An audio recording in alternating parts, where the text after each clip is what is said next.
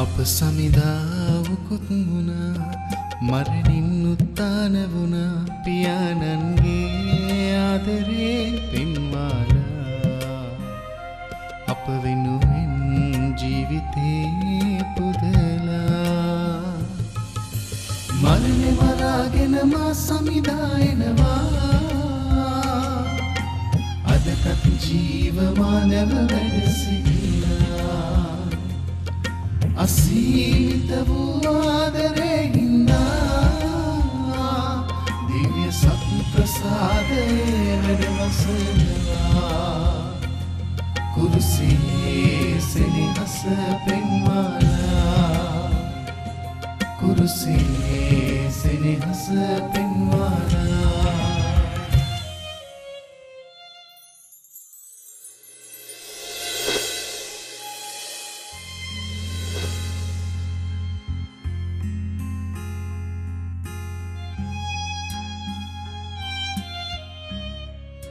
ප්‍රේමවන්ත දරුවෙනි, ඔබත් සමග මම අද දවසේදී නැවත වතාවක් එකතු වන්නේ කුරුසියේ සෙනෙහස නම් වූ ඔබගේ හදවත බැඳගත්තු අපගේ වැඩසටහන සමගයි. කුරුසියේ සෙනෙහස පළමු වර දිගහැරීම අවසන් වී දෙවන වර දිගහැරීම සීසන් 2 අපි ආරම්භ කරන්නේ නතර කරපු තැනින්. කුරුසියෙන් ගලාගෙන ආපු මහා ආදරය ගැන කතා කරලා ඉවරයක් කරන්න බැරි තරම් ඉමක් කොනක් නැති අත්දැකීමක්. ඉතින් මේ කුරුසියේ ස්නේහය, කුරුසියේ ආදරය අප වෙත ළඟා කළ ගලාගෙන අප සමිදානන් වහන්සේගේ ජීවිත යාගයේ පිළිබඳව ඓතිහාසික විවරණයකට, සන්දර්භමය විවරණයකට, තව විදිහකින් කියනවා නම් historical, critical, contextual analysis. තව විදිහකින් කියනවා නම් මේ විවරණය ඇතුලේ ඓතිහාසික පසුබිම තුල, ඓතිහාසික විවරණය තුල උන්වහන්සේගේ ජීවිත යාග පූජාව මොන අරුතෙන් පූජා කළේද යන්න පිළිබඳව කතා කරන්නටයි මෙවර වැඩසටහන් මහලාව දිගහැරෙන්නේ. හොඳයි, අපි ආරම්භ කරමු. මම මෙහෙම ප්‍රවේශයක් ගත්තතින් ජුදා පාස්කුව ඇතුලේ ජේසුස් ක්‍රිස්තුන් වහන්සේගේ පාස්කුව මුල් ඇදගෙන ඇති බව, ජේසුස් සමිදානන් වහන්සේගේ ජීවිත යාග පූජාව ඉජිප්තුවෙන් එතරවීමෙන්, රතු මුහුදෙන් එතරවීමෙන් පටන්ගත් පාස්කුව ඇතුලේ මුල් තිබෙන බව ඔබත් එක්ක කතිකා කොට ඔවුන් වහන්සේගේ ජීවිත යාගයට අරුත තව තවත් ප්‍රබලව තිවුරවන බව සාකච්ඡා කරන්නටයි මම දැන් සූදානම් වන්නේ. පේසක්, එතරවීම, පසු කර යාම. පේසක් කියන වදනේ තේරුම පසු කර යාම. පාස්කුව අපි සිංහලයට වරණගා ගන්නවා. නිවැරදි තේරුම එතරවීම. වහල් භාවයෙන් නිවහල් භාවයට. ඉජිප්තු අධිරාජ්‍යයා සමග ගත කරපු වහල් ජීවිතයෙන් මිදිලා නිවහල් වූ, නිරවුල් වූ, විමුක්තිදායක වූ ජීවිත පැවැත්මකට ඉස්රායෙල් ජනතාව සෙනග දෙවියන්ගේ ජනතාව බවට පත්වෙමින් පරිවර්තනය වීම ගැනයි අපි දැන් මේ කතා කරන්නේ. මේ පරිවර්තනය දෙවන පාස්කුව, මම වචනයක් භාවිතා කරනවා, දෙවන පාස්කුව, දෙවන එතරවීම, second exodus. මම මේ වචනය දැන් නාමිකව භාවිතා කළත් මෙය ඉදිරි වැඩසටහන් වලදී ඔබට හොඳාකාරවම සවිස්තරවම පැහැදිලි කරන්නට සූදානම්. දෙවන පාස්කුව, ජේසුගේ පාස්කුව, මරණය මරා සමිදානන් වහන්සේ උත්ථානයට උත්ථානවීම. මේ පාස්කුව පළමු පාස්කුවේ ඉජිප්තුවෙන් නිදහස්ව රතු මුහුදෙන් එගොඩව ගමන් කරපු පාස්කුවේ තිබෙන බව කතා කරන්නයි මං ඔබව සූදානම් කරන්නේ. මම වාක්‍යය ඔය කිව්ව දේ ඔක්කොම එක වාක්‍යයට ගෙනෙන්නම්. ජුදා පාස්කුව ඇතුළේ ජේසුස් ක්‍රිස්තුස් වහන්සේගේ පාස්කුව නැත්නම් පේසක් මුල් ඇදගෙන ඇති බව ඔබත් එක්ක කතිකා කරන්නයි මම සූදානම් වන්නේ. හොඳයි, මේ කතන්දරේ තේරුම් ගන්න මේ වැඩසටහනේදී මම ඔබව හැඳින්වීමකට රැගෙන යනවා. හැඳින්වීමට හොඳට ඇහුම්කම් දෙන්න.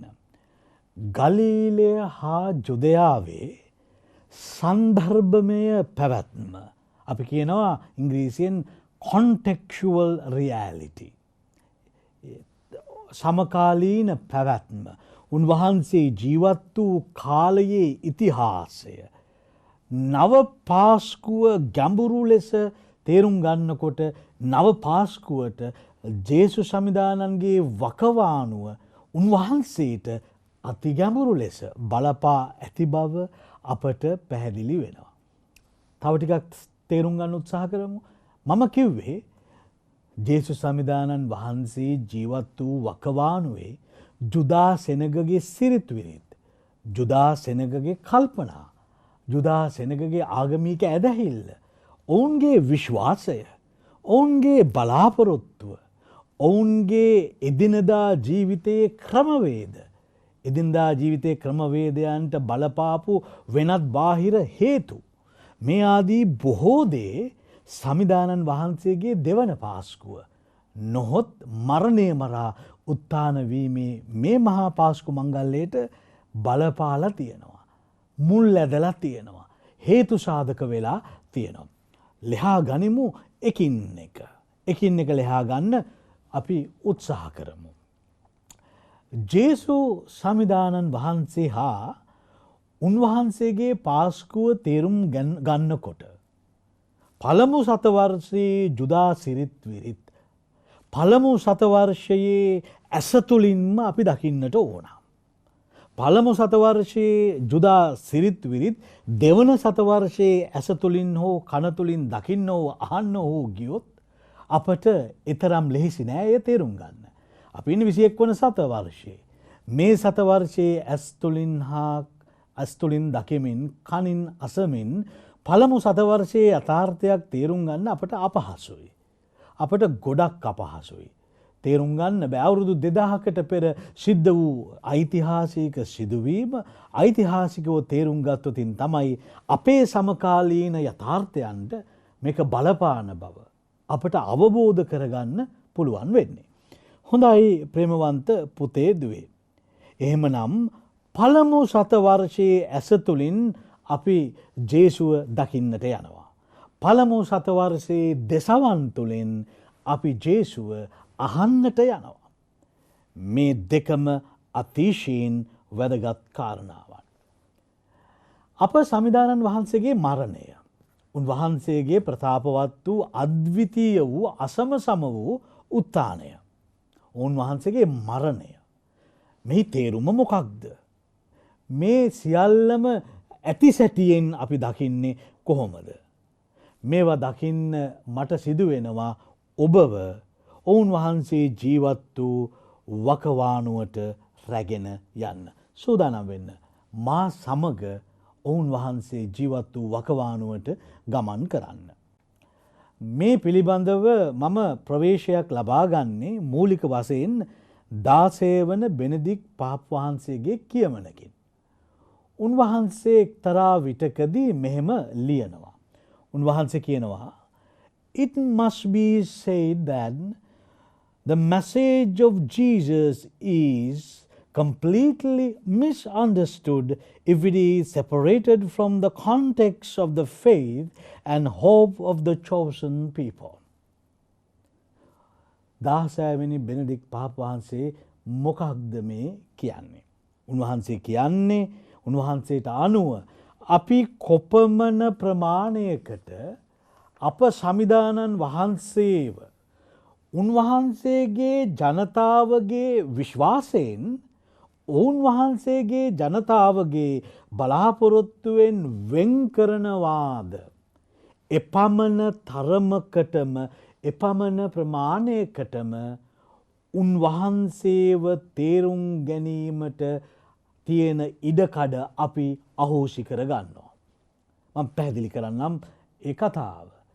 අපි ජේසුස් සමිදානන් වහන්සේගේ වචන, අප සමිදානන් වහන්සේගේ ක්‍රියා, අප සමිදානන් වහන්සේගේ සිතුවිලි නිවැරදිව අවශෝෂණය කරගන්න අපේ පරම යථාර්ථයට, මේ සමකාලීන යථාර්ථයට අපට බෑ ප්‍රේමවන්ත පුතේ දුවේ අද මේ ඉන්න වර්තමානයේ ඉඳලා අතීතයට නොගොස් හිතූ හැටියට නිර්වචනය කරන්න. බොහෝ සමහර ක්‍රිස්තියානි සභාවන්ගේ වැරැද්ද ඕකයි.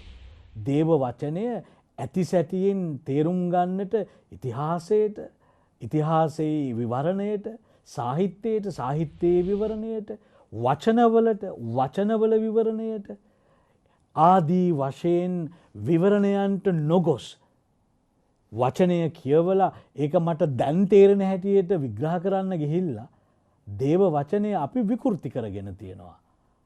අර සමිදානන් වහන්සේ එක් විටක කියන්නේ අපේ ඔවදන් දේව වදන් හැටියට විටක උගන්වන්න උත්සාහ කරනවා කියලා. ඒතොර නිවැරදි සත්‍යය, නිවැරදි ඇත්ත, ශුද්ධ ලියවිල්ලේ අභිප්‍රාය, මේ වචනය අහපු පළවෙනි සෙනග ඒ වචනය අහනකොට ඒ වචනය අහද්‍යවුන්ට දැනෙන්න ජේසු කිව්ව පණිවිඩය අපට උකහා ගන්න, උද්දීපනය කරගන්න, උරාගන්න හැකියාවක් නෑ අපි එතෙන්ට ගියේ නැත්තම්. ඒක තමයි ඔවුන්ට තියෙන අඩුපාඩුව ඔය කිව්ව සමහර ක්‍රිස්තියානි සභාවල. ඉතින් මම මේ ඔබත් එක්ක ශුද්ධ ලියවිල්ල සාකච්ඡාමය ස්වභාවයෙන් ස්වරූපයෙන් අරගෙන යන්නේ අර කිව්ව කතාව එහෙමත් නැත්නම් අතපසුවීම සිද්ධ නොවුණු පිණිස උන්වහන්සේගේ මේ පාස්කු අභිරහස තේරුම් ගන්න උන්වහන්සේ දිවිපිදූ යුගයේ වෙත ඔබව අරගෙන යන්න. ඒකයි 16 වෙනි බෙනදික් පාප් වහන්සේ කියන්නේ. අපි ජේසුව වෙන් කළොත් ජේසුගේ ජනතාවගේ බලාපොරොත්තු වෙනා විශ්වාසයෙන් ඇදහිල්ලෙන් අපට පුළුවන් කමක් නැහැ උන්වහන්සේ ඔවුන් වහන්සේගේ පාස්කු අභිරහස පිළිබඳව කිව්ව කරපු සිද්ධ කරපු අපට ගෙන ආපු අලුත් ඉගැන්වීම් යථාර්ථයන් අවබෝධ කරගන්න. හොඳයි. අපි මම මේක ඔබට තේරුම් කර දෙන්න මෙන්න මෙහෙම යථාර්ථයකට ඔබව අරගෙන යනවා. මම ඔබට මාතෘකාවක් දෙන්නම්. මේ මාතෘකාව මත ඉඳලා, මේ මාතෘකාව තුල ඉඳලා ඔබ මාත් එක්ක එකතු වෙන්න මම මේ කියන කතාව තේරුම් ගන්න. මම ඔබට දෙන මාතෘකාව තමයි අන්තිම රාත්‍රී භෝජනයේ අභිරහස. The mystery of the Last Supper. අන්තිම රාත්‍රී භෝජනය අභිරහසක් හැටියට දැන් ඔබ හිතන්න. අන්තිම රාත්‍රී භෝජනයේ පිළිබඳව ඔබ මෙතෙක් අසා ඇති සියල්ල පැත්තකින් තියන්න. ඔබගේ පෙර සංකල්ප, preconceptions, please leave them behind. ඒවා පැත්තකින් තියලා මාත් එක්ක දැන් මේ කියන වගන්ති වලට චුට්ට ඔළුව ඇතුල් කරන්න. අපි මෙන්න මෙහෙම හිතමු. නාසරතේ ජේසු කියලා කියන්නේ ජුදෙව්වෙක්. ජුදා මවකගෙන් උපතලත් ජුදා පුතෙක්. ඔහුගේ පියා දෙවියන් බව අපි දනිමු. ඔහුගේ සුරැකිපියා ජුදා සුරැකිපියෙක්. ජුසේ මුනිදුන් මරිය වහන්සේ. ලෝකයට නම් මේ දෙන්න ජේසු සමිදානන් වහන්සේගේ අම්මයි තාත්තයි. නමුත් අපි දන්නවා කතන්දරේ සමිදානන් වහන්සේගේ මව මරිය වහන්සේ වුණාට තාත්තා ජුසේ නොවේ. පියා ස්වර්ගීය පියාණන් වහන්සේ. නමුත් උන්වහන්සේගේ මනුස්ස ස්වභාවයේ ස්වરૂපය විග්‍රහ වෙද්දී අපි කියන උන්වහන්සේ ජුදයෙක්. උන්වහන්සේ ගලීල වැසියෙක්. උන්වහන්සේගේ කාලයේ තිබ්බ ජුදා පිළිවෙත් රැක්කා. උන්වහන්සේව දේවමාලිගාවට නිසි දවසේදී බාහිරයන් ඔප්පු කරන්න රැගෙන ගියා. පවිත්‍ර වීමේ වත් පිළිවෙත් සිද්ධ කරන්න. වැඩිමලාව කුළුඳුලාව දෙවියන්ට බාර දෙන්න. යුතු දේ කරන්න මෝසස්ගේ නීතිය අනුව අරගෙන ගියා. උන්වහන්සේව චර්මච්ඡේදනය කළා. උන්වහන්සේ හැදුනේ වැඩුනේ ජුදා නගරයක. ජුදා ප්‍රදේශයක ගලීලයයි කියලා කිව්වේ ඒ ප්‍රදේශයට. ගලීලේ නාසරතය උන්වහන්සේගේ ගම් දනව්ව වුණා. අනිකුත් ජුදා කොල්ල කුරුට්ටෝ වගේ උන්වහන්සේ දිව්ව පැන්න ඇවිද්දා. ජුදා සිරිත් විරිත් එක්ක උන්වහන්සේ වැඩුණා. උන්වහන්සේ ජුදා සිරිත්විරිත් මංගල්ලයන් සැමරුවා. අනිත් අය කළේ කුමක්ද? එසේම උන්වහන්සේත් කළා. ජුදා යෞවනයෙකු ලෙස ජුදා තෝරාව නැත්නම් තූරාහ කියලා අපි කියනවා. ලෝ නීතිය ව්‍යවස්ථාව අනේ අනිත් ජුදා තරුණයෝ වගේම ඉගෙන ගත්තා. ශුද්ධ වූ දවස් ව්‍යවස්ථාවට අනුකූලව පසු කළා. පවිත්‍ර වීමේ වත්පිළිවෙත්වලට සහභාගී වුණා. ඔහු ඒවයේ නිරත වුණා. අවුරුදු 30ක් සපිරුණු දවසේ ශුද්ධ ලියවිල්ල ප්‍රකාශ කිරීමට පටන් ගත්තා. උන්වහන්සේ සිනගෝගයට ගිහිල්ලා උන්වහන්සේට තිබුණු දවසේ එය පෙරලා ප්‍රකාශ කරා. උන්වහන්සේ ජුදා පාස්කුව සැමරුවා. අන්තිම පාස්කුවේදී ජුදා පාස්කුවේ මූලාසනය ගත්තේ උන්වහන්සේ. උන්වහන්සේ ජුදයෙක්. උන්වහන්සේ සැබවින්ම ජුදයෙක්. කොඳු නාරටියේ ඉඳලා උන්වහන්සේ ජුදයෙක්. උන්වහන්සේ ජුදා ගෝත්‍රයේ ජුදා වංශයේ ජුදා ජනතාවගේ කෙනෙක්. අවසානයේදී ජුදා සෙන්හෙන්රින් මන්ත්‍රණ සභාව උන්වහන්සේව මරණයට තීන්දුව කළා. ජුදා සෙන්හෙන්රින් මන්ත්‍රණ සභාවට මරණයට තීන්දුව කරන්න පුළුවන් ජුදයෙක්ව විතරයි. රෝමානු නිලධාරියෙක්ව මරණයට තීන්දුව කරන්න ඔවුන්ගේ ධර්මය අනුව සෙන්හෙන්රින් මන්ත්‍රණ සභාවට බලය නැහැ. ජේසු සමිදානන් වහන්සේ ජුදයෙක් නොවුන නම් උන්වහන්සේ පිට සෙන්හෙන්රින් මන්ත්‍රණ සභාවේ බලය නැහැ. උන්වහන්සේ ඒ හින්දා ජුදයෙක්. උන්වහන්සේ ජුදයෙක්. ගලීලේ වැසියෙක්. නාසරතේ ජීවත් වුණු කෙනෙක්. උන්වහන්සේව අවසානයේදී ජුදයෙක්ව ජුදා සෙනගගේම ප්‍රතික්ෂේප කිරීම ඇතුළේ මරණයට පත් කරනවා. බලන්න මෙන්න මෙහෙම දෙයක් උන්වහන්සේ කුරුසේ ලියලා තියෙනවානේ. ජුදයන්ගේ රජුවන නාසරෙති ජේසුස්. භාෂා තුනකින්ම ලියා තැබුවා උන්වහන්සේ ජුදයන්ගේ රජු බව.